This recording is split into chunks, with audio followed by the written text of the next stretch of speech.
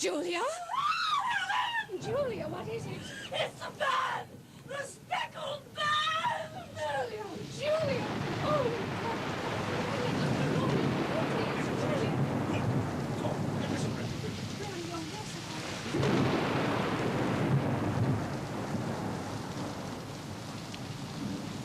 There was something else which she would fain have said, and she stabbed with her fingers into the air in the direction of the doctor's room. But a fresh convulsion seized her and choked her words. I loudly called for my stepfather, and I met him hastening from his room in his dressing gown. When he had reached my sister's side, she was unconscious, and though he poured brandy down her throat and sent for medical aid from the village, all efforts were in vain, for she slowly sank and died without having gained her consciousness. And that was the dreadful end of my beloved sister. Did you hear the same low whistle and metallic sound that your sister spoke of? It is my impression that I did. And yet, between the storm and the creaking of the old house, I may have been mistaken. Was your sister dressed? No, she was in her nightgown. In her right hand was found the charred stump of a match, and in her left, a matchbox. Showing that she had struck a light and looked about her when the alarm took place. That is important. And what conclusions did the coroner come to? He investigated the case, but he was unable to find any satisfactory cause of death. The evidence showed that the door had been fastened upon the inner side, and the windows were blocked by old-fashioned shutters with broad iron bars. The walls were carefully sounded, and were also thoroughly examined, with the same result.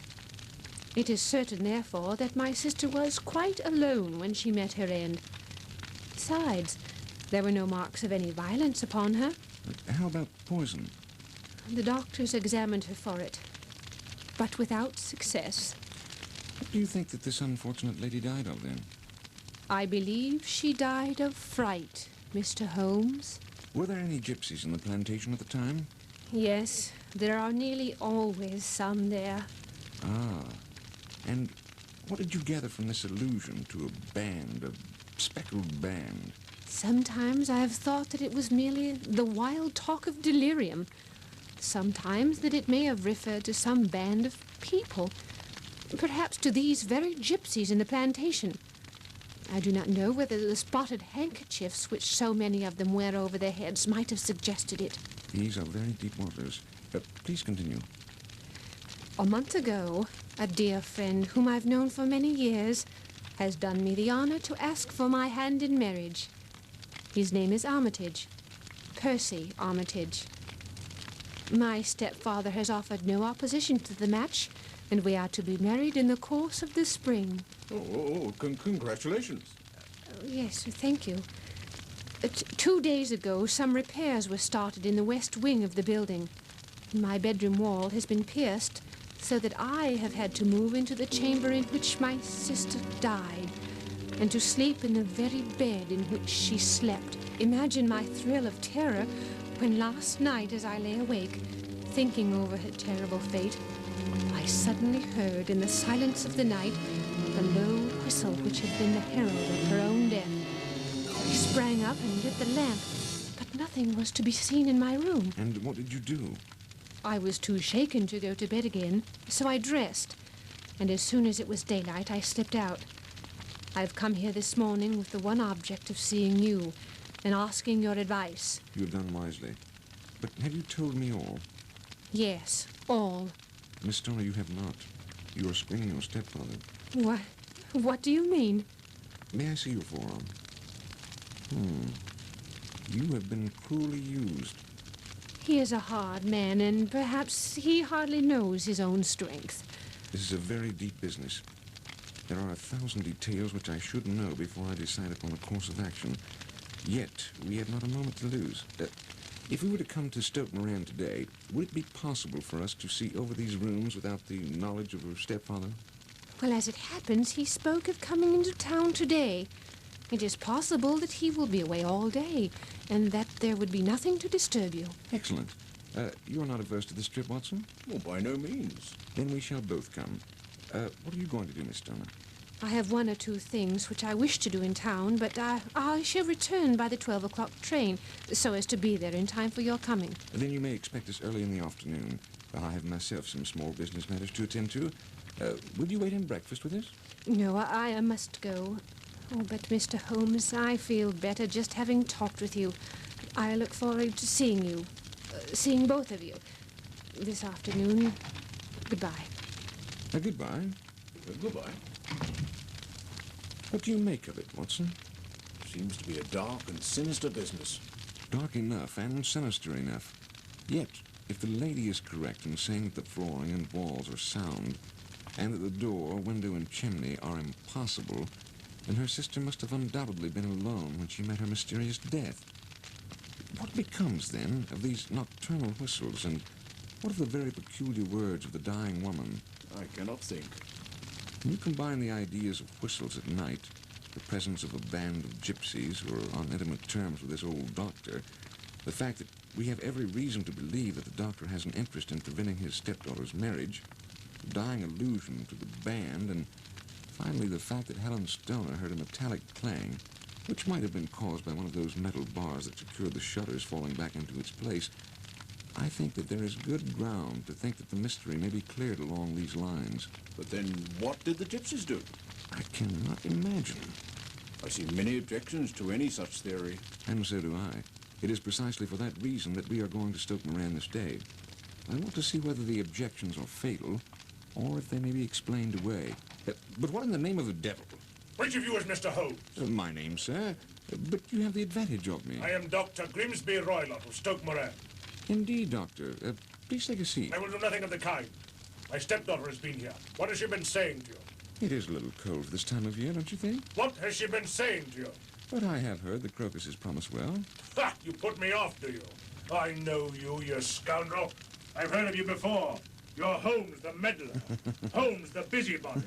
Holmes the Scotland Yard jackin-office. Your conversation is most entertaining.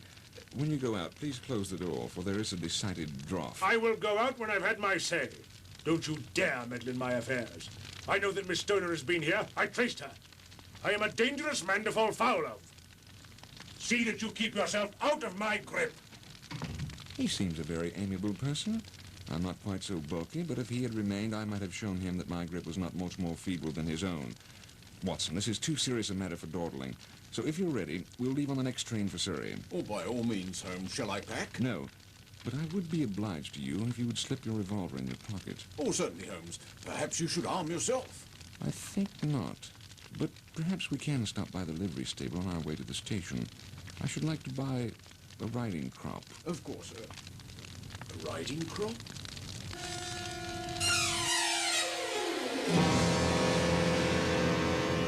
At Waterloo, we were fortunate enough in catching a train for Leatherhead, where we hired a cab at the station inn and drove for 4 or 5 miles through lovely Surrey lanes.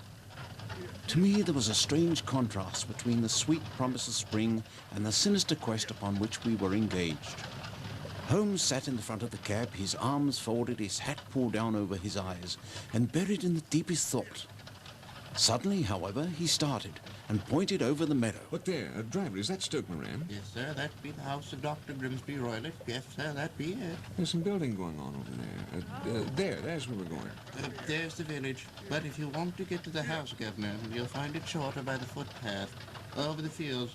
There it is where the lady is walking. And the lady, I fancy, is Miss Stoner. Be a good fellow and pay the cabby, will you, Watson? Miss Stoner. Thank you so much for coming, Mr. Holmes. Dr. Watson. Oh.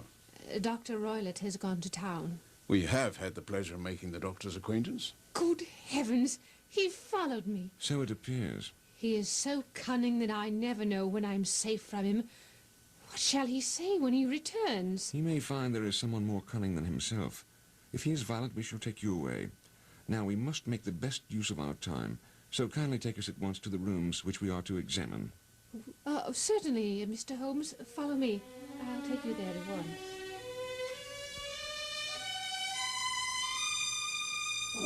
Here we are, Mr. Holmes. This door, I take it, belongs to the room in which you used to sleep. The center one to your sister's, and the one next to the main building to Dr. Roylott's chamber. Exactly so. But I'm now sleeping in the middle one. Pending the alterations, as I understand. By the way, There does not seem to be any very pressing need for repairs at that end wall. There were none. I believe that it was an excuse to move me from my room. Ah, that is suggestive. There are windows in it, of course. Yes, but very small ones. Too narrow for anyone to pass through. Well, I'll take a look at them just the same. That certainly presents difficulties to my present theory. No one could pass through those shutters if they were bolted. No. Hello. What is this, Miss Stoner? Where does this bell communicate with? It goes to the housekeeper's room. It looks newer than the other things here. Yes, it was put in a couple of years ago. Just before your sister's death? Why, yes. Have you ever used it? No, never. I hope you never have to. It's a fake. Won't it ring? It's not even attached to a wire. It's fastened to a hook just above the opening where the ventilator is. What fool builder would open a ventilator in another room when he could quite easily communicate with outside air? Excellent observation, Watson. I imagine this was done about the same time as the bell pull. As a matter of fact, yes. With your permission, I think we should examine Dr. Roylett's bedroom now.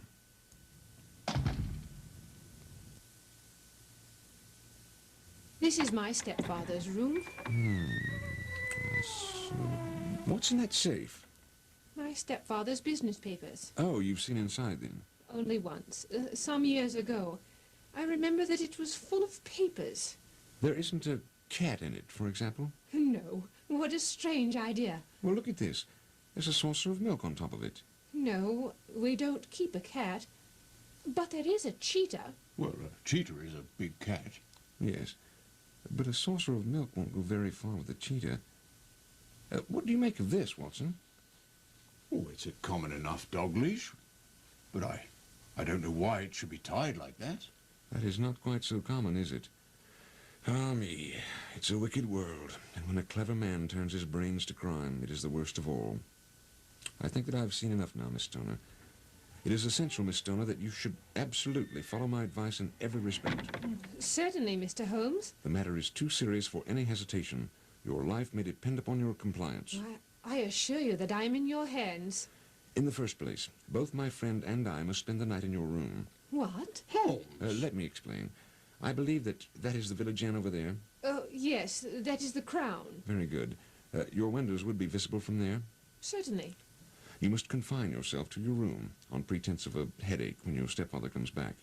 Then, when you hear him retire for the night, you must open your window and put your lamp there as a signal to us, and then withdraw quietly with everything which you are likely to want into the room which you used to occupy. I have no doubt that in spite of the repairs you could manage there for one night. Oh, yes, easily. The rest you will leave in our hands. But what will you do? We shall spend the night in your room, and we shall investigate the cause of the noise which has disturbed you. I believe, Mr. Holmes, that you have already made up your mind. Perhaps I have. Well, then, for pity's sake, tell me what was the cause of my sister's death. I should prefer to have clearer proofs before I speak. Oh, you can at least tell me whether my own thought is correct and if she died from some sudden fright. No, I do not think so. I think that there was probably some tangible cause. And now, Miss Stoner, we must leave you. Oh, goodbye. And thank you. Goodbye. Good day.